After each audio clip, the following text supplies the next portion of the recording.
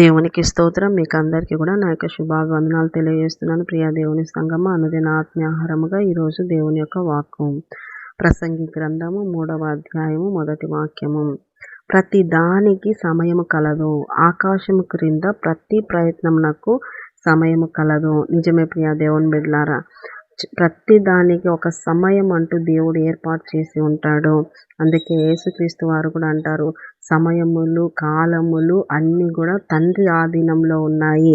అందుకనేసి ఆ సమయమును ఆ కాలము కూడా ఆయన ఎరిగి ఉన్న దేవుడు గనక మీ జీవితాల్లో ప్రతి విషయము ఆయనకు తెలియకుండా ఏం జరగదు.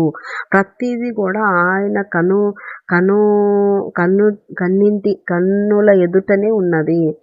సమస్తమును ఆయనకు తేటగా కనబడుతుంది. ప్రియ దేవుని బిడ్డలారా, మీరు టెన్షన్ పడకుండా నా దేవుడు సమస్తమును సమకూర్చి మేలు కొరకే జరిగిస్తున్నాడు అని నువ్వు గాన విశ్వసించి ఆ యొక్క పరిస్థితులలో ఈ సమయంలో దేవుడు నాకు ఈ పరిస్థితి నాకు అనుమతించినాడు కనుక నేను ఈ పరిస్థితిలో నేను దేవునికి మహిమకరంగా ఉండాలి, ఈ పరిస్థితిలో నేను పరిశుద్ధంగా ఉండాలి, ఈ పరిస్థితిలో నేను న్యాయంగా ఉండాలి, ఈ పరిస్థితిలో దేవునికి సమీపాన ఉండాలి, ఈ పరిస్థితిలో నేను శోధనకు చోటు ఇవ్వకూడదు, ఈ పరిస్థితిలో నేను నిరీక్షణను కోల్పోకూడదు అనే విశ్వాసముతో ముందు కొనసాగినట్లయితే ప్రతి సమయమును మార్చగల సమర్థుడు ఆయనే. ప్రతి సమయం ఆయన చేతిలోనే ఉంది కనుక నువ్వు చింతించాల్సిన అవసరము లేదు.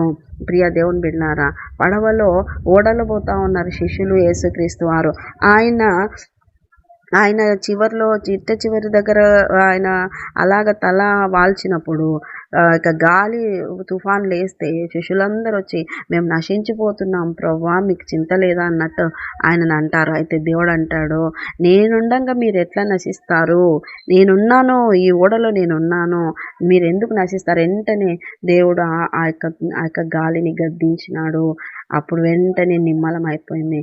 నిజంగా దేవుడు ఎంత గొప్పవాడు అంటే ప్రియ దేవుని బిడ్డలారా, గాలిని గద్దించగలిగిన సమర్థుడు ఆయన. నీ జీవితంలో ఆ యొక్క గాలి లేసిన ఆ సమయంలో నువ్వు గొనుక్కుంటూ సనుక్కుంటూ ఇక శిష్యులు మాట్లాడినట్టే మేము నశించిపోతున్నాము, నీకు చింత లేదా, మేము ఇట్లా ఉన్నాము, నీకు ఈ బాధ లేదా, మేము మా బ్రతికి ఇట్లా ఉంది, నీకు చేయాలనిపించడం లేదా, మేము కన్నీటితో ప్రార్థన చేస్తున్నాం, మా కోరిక తీర్చాలని లేదా, ఇలాంటి వల్ల అనవద్దు దేవుణ్ణి. ఆ సమయంలో నువ్వు ఓర్చుకొని సహించినట్లయితే నీకు ఇచ్చిన వాగ్దాన ఫలంను నువ్వు పొందుకుంటావు. ప్రియ దేవుని బిడ్డలారా, ఇదే ప్రతి దానికి సమయం కలదు, ఆకాశం క్రింద ప్రతి ప్రయత్నంకు సమయం కలదు. కింద మీరు చూసినట్లయితే చూడండి, ఆ యొక్క మొదటి వాక్యము నుండి మీరు ఒక 7-8 వాక్యాల వరకు చదివితే అసలు ప్రతి దానికి సమయం కలుగును ఉంది అంటాడు. పుట్టుటకు, చచ్చుటకు, నాటుటకు, నాటబడిన దాన్ని పెరికివేయుటకు, చంపుటకు, బాగు చేయుటకు, పడగొట్టుటకు, కట్టుటకు.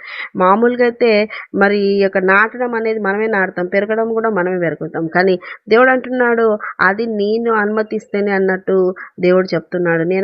నాటేది నేను అనుమతిస్తాను, పెరికేసేది కూడా అనుమతిస్తాను అంటున్నాడు. చంపటానికి, బాగు చేయటానికి, పడగొట్టడానికి, నిలబెట్టడానికి, ఏడ్చుటకు, నవ్వుటకు, దుఃఖించుటకు, నాటమాటకు, రాళ్ళను పారవేయుటకు, రాళ్ళను కుప్పవేయుటకు, ఇంకా చదవండి, కౌగిలించుట మానుటకు, వెదకుటకు, పోగొట్టుకొనుటకు, దాచుకొనుటకు, పారవేయుటకు, చింపుటకు, కుట్టుటకు, మౌనంగా ఉండుటకు, మాట్లాడుటకు, ప్రేమించుటకు, ద్వేషించుటకు, యుద్ధము చేయుటకు, సమాధాన పడుటకు, కష్టపడిన వారికి తమ కష్టము వలన వచ్చిన లాభమేమి?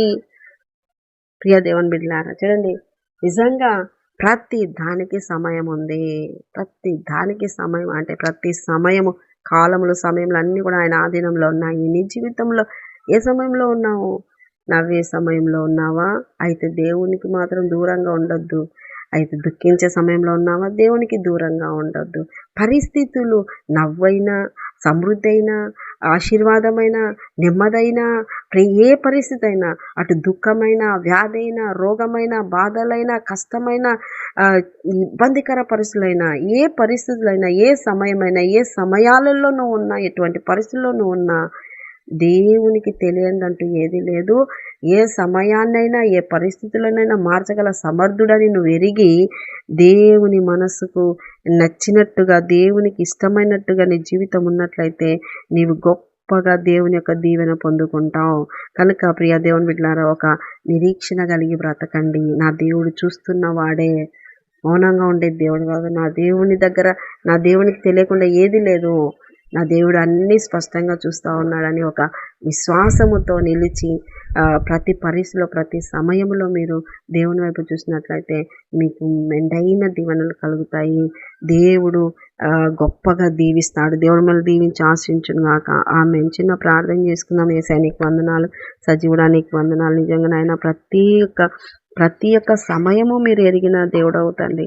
ప్రతి సమయంలో కూడా నిన్ను నమ్మిన పిల్లలు ఏ పరిస్థితిలో ఉన్నారో నువ్వు చూస్తున్న దేవుడవు తండ్రి. కనికరించండి, కృప చూపండి, సహాయం దయచేయండి అయా.